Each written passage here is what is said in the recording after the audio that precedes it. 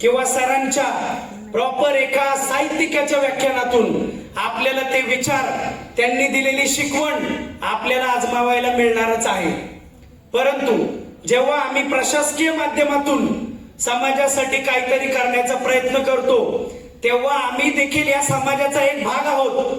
आणि या समाजाचा एक भाग असल्या कारणाने या समाजाप्रती असलेलं आमचं जे कर्तव्य ते पार पाडताना आम्ही कुठेही कमी पडू नये यासाठी प्रयत्नशील असणं हेच आमचं आद्य कर्तव्य आम्ही मानतो. तुम्हाला एक छोटासा किस्सा सांगेल.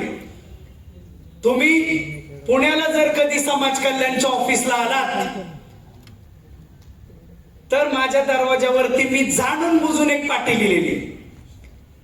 मी तुमच्या पुढे काही खूप मोठा नाहीये, माझा वयाचा अंदाज तुम्हाला आलेला असेल.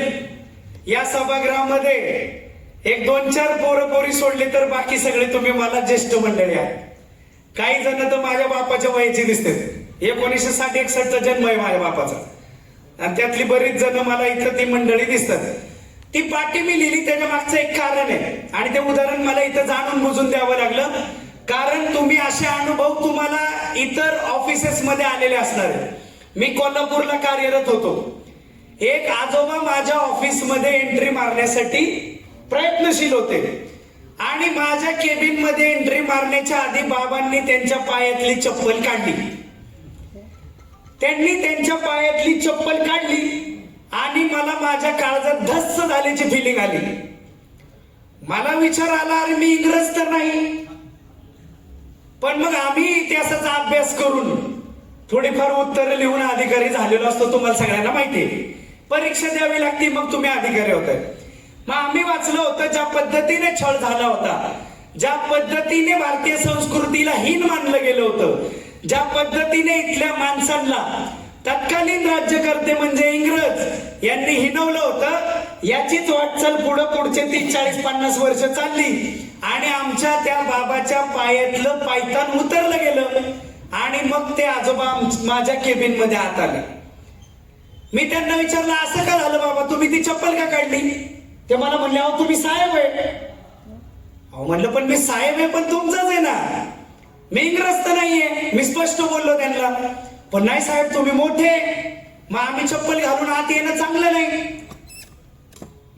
मला तो प्रसंग पाहत असताना ज्या वेदना झाल्या, असे कित्येक अनुभव उराशी बाळगून मी माझी नोकरी पुढे नेत गेलो.